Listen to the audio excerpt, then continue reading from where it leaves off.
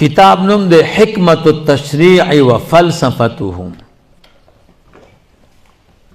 دا دے احکام و دا شریعت حکمتوں نے بیان کرنی دیکھے سا حکمت ہے دیکھے حکمت التشریع و فلسفته دو اجزاء دی او جلد یو دے نو پاغے کی دو روجی حکمتوں نے بیان آئی یو حکمت پکے دا دے چھ پروجہ کی یو نصیحت تے نصیحت دا دے کم شیون چھ بغیر روجی رواو خوراک چکاک جما بغیر روجی رواو کنو او اغا پروجہ کی بند شوا نو چھ روا شیون پروجہ کی بند شو نو ناروا خو من باب الاولادی نو دی سر انسان دا گناہونو نبچ والا که چی روا بند شو نو ناروا خو خود بند دی دویم چی دا فقیر دا حال نخبر شے منگو تاسو نوائیو وی موڑ دا وگی دا حال نسا خبری تا خوراک کے چکاک کے چرگان و کڑیان خورے تا تا چی مسکینو دریگی چی وگئے ما ازازا ماف مکا خدا چی کل تخپل وگئے بیا در تا دبلی سڑی دا لوگی احساس شتا او چی خپل دی کار سمی کل بل دو ملگری چروانی او یو خموڑی او دا بل خو وگئی او دا وگی ورطاوئی چی رازا مڑا کباب خور دیوی کینا مڑا کباب سکے خراب شید نو دے خسل کے موڑی کنا یوسف علیہ السلام بخوراک نکو ترسو پوری بچ دم رو گئے شو چی دلوگی دلا سبرو غرزے دو چاہور توی سیب دا کار والے کے وی دی دا پارا چی غریبان و فقیران رانیر نشی نو پروجہ کے سڑے وگے شی نو دا وگو خلقو حال ورطا معلوم شی دا فقیرانو حال ورطا معلوم شی چی وی زدا یو رز وگے ما سمر میں کار وران دے دا زما ہمسایا و دا فقیران چی دا اروخ وگی دینو دا دوی بسا حالی درم نمبر چی دا نعمتونو قدر سڑی تا معلوم شی کنا روزہ کی کا فکر مکڑی گنڈے ریچ بازار کی ہوئی داسی خیستخ کاری کنا داسی او پکاونی او میان چرگان کڑایانی میوی دا چیوینی دمرا مزہ کئی ہر شے سڑی تا مزہ ورکی کله چې بیا رو جماعت کی که فکر دی کړی په دې رو جماعت کی خلق دا شیونه را چلی او چې رو جماعت کی بیا یو شیم نه خوري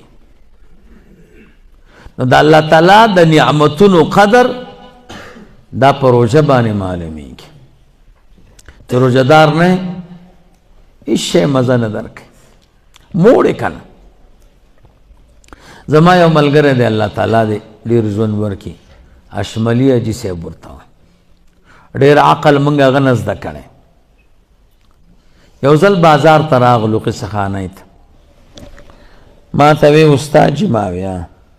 و یو کار کو وی پا دی خار رو بچو سکو خار بانی رو بچو منگاو تاسو خو کلیوالی و خار کے ډیر خخ شیون خرسیں گے دا کیلی دی و مالٹی دی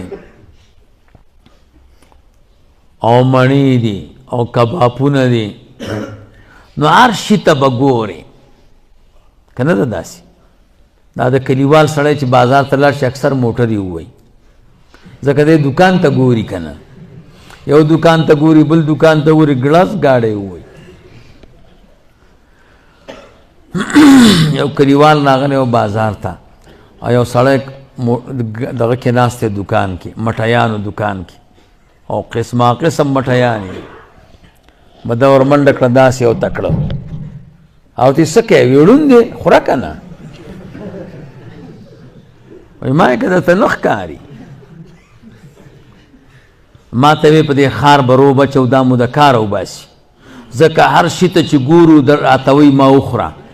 نو داسې کار ورسره کوو چې هر شی راته ووایي ما مه خوره څنګه چل ورسره کوي ویلې راځه هلته قصخانۍ کې یو دکان و لاهوري مټۍ والی ورته دی هغې نه یې خوږه مټۍ راواغسته او بیا دننه شاولي قتال یو کوڅه ده په هغې کې یو سړی چای پخوي تورې زبردست دی او په هغه ورلو وي چای راوړه نو د شیدو چای او غوړې مټیانې او خوږې مو وخوړې سم مو دا زړه بند ما ته وې اوس روځه اوس به یو شی هم درته نه وایي چې ما وخوره ځکه موړ شو که نه او دې د کاره ویستو او رښتیا هم ټوله ورځ هم بازار کې تېره کړه که یقین وکړه یو شي ته هم کته ماړه و که نه نو سړی چې موړي نو هغه ته د لوږې حال نه معلوم د فقیرانو حال ورته نه معلوم دی چې وږی شي بیا ورته پته لګېږي ښه څلورم دا شیطان چې دی دا د انسان په دې رګونو کې ګرځي او چې سړی روژه کي که نه نو دا رګونو کې دا وینه حرکت کم کی دا رګونه تنګ شي نو بیا شیطان داسې آزاد نشي ګرځېدلی پکې نو د شیطان د مزل او د تګ لارې بندېږي د انسان کې ځکه اخلاص پیدا شي ګورې که فکر مو کړی دی روژه کې جوماتونه ډکي او تلاوتونه خلک کوي که نه کوي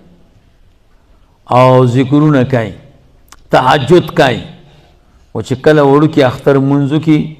بیا به په دوربین څه کوي چې زربین کې به ونه